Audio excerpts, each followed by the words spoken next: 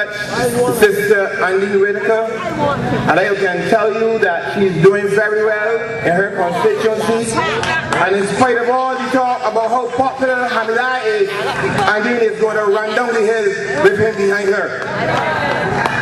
But let me say good night to all of you, and a special good night to the people in Bank Hall, people in Pichurkins and the surrounding district. I want to say come here with a very simple message. This country sick. And there's only one doctor that can cure it. D-L-P.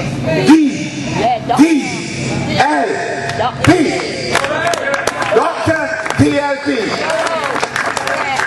And in this constituency, we have a candidate, a big heart. Ladies and gentlemen, people walk around and they make talk about people.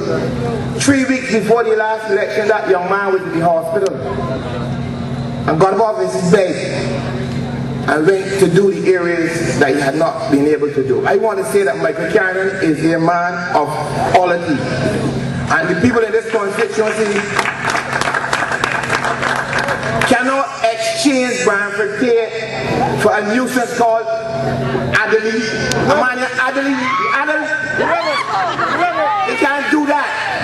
But we have had to accept it, and now we have to make it right. We have to put back to this constituency a man with temerity and quality and strength of character who's going to do what Branford Tate used to do. But ladies and gentlemen, I have on this platform John Boyce always refers to him as my stepfather. I don't know him. I wasn't born. I wouldn't know him. But I have on this platform a gentleman called Branford Tate. And I want to start with him, because to get forward you have to stop before you go forward. And I want to say that several times in the life of people who accept public service, there comes a time when you have to ask yourself, am I going to finish with this, or am I going to go forward? I want to start there because Branford had to make that choice.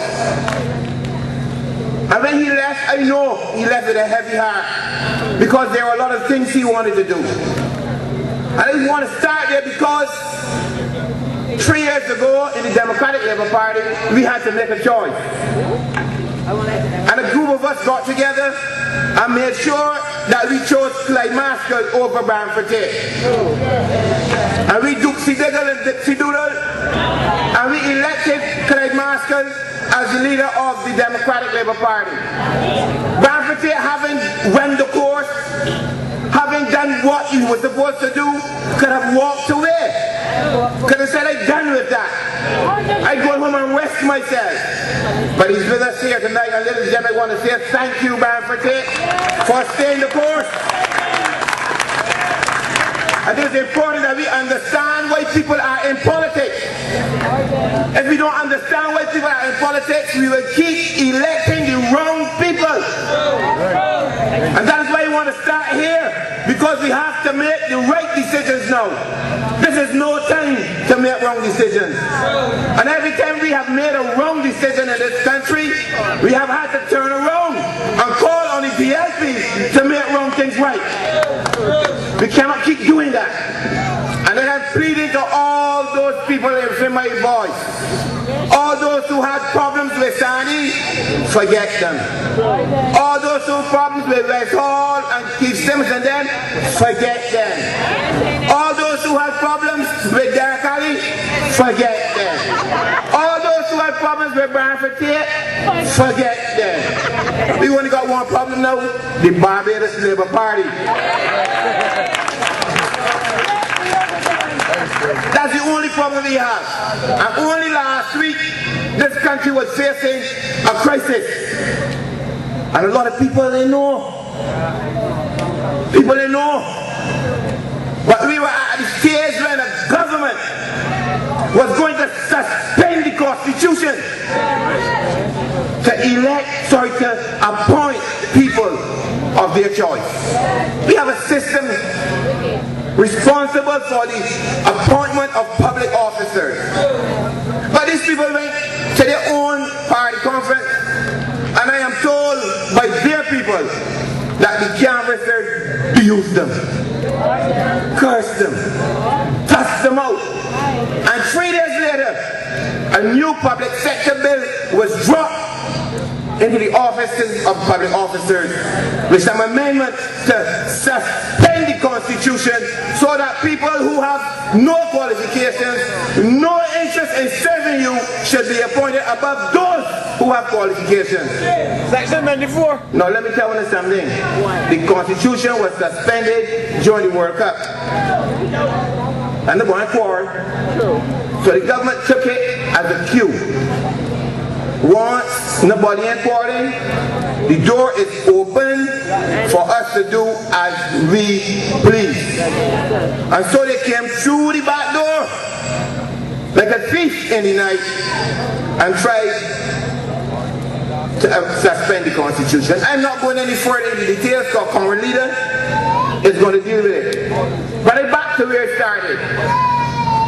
Every time I get into a crowd, I hear the BLP gone, but we ain't know if we're ready. We ain't know, man, I ain't know, man. I ain't know, man. We want giving to the government, man, but I would know hurt. It'd be some winner. Some of the DLP supporters who keep repeating that nonsense. I want you all to stop and to think. Think, just take a quiet moment by yourself and think. And ask yourself, if at any time in the history of Barbados things have been any worse. I would just think, don't say to your son or your husband or your wife, go in a little corner and think if there was ever in the history of Barbados that things have ever been worse. Even when we had structural adjustment, things were not so bad. And what hurt is that the Prime Minister has become so arrogant that he treats us as though we don't have any sense. That all of us are a pack of idiots. That whatever he has to say, we are going to believe it. And that we cannot work out what we have to do in this country. But I want to move to the point to say to you that I am confident that when we finish with this group of meetings, there will be no doubt. There will be absolutely no doubt that in St. Michael, out of the seats in St. Michael, everyone, every son and daughter. I ain't doing the percentages. I never was a good mass shooter.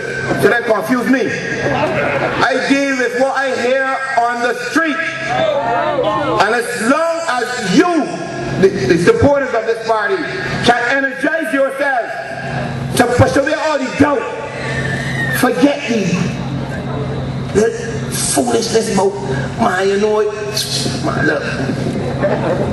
You know, Tompi, man, Tompi gotta do this. Man, that was John Boy, he won't do that. I try to tell Michael Carey, go down 2 parts, yeah, and he won't go. I tell Andy, she go out, go and say Barnabas. No! You don't choose a government for those reasons. You choose a government to lead you, to direct you, to uplift you, to give you a treasure hope, to provide opportunities for you to grow. So forget all that negative. The Labour Party want us to look at those issues. They don't want to look at the cost of living, housing, education in trouble. They don't want to see those things. They don't want to know that for the first time in the history of Barbados, there is no old age pension. Hey, boy, you want to quit? You want to go quit? Let's cut it out. No new persons will ever get old age pension unless the Democratic Labour Party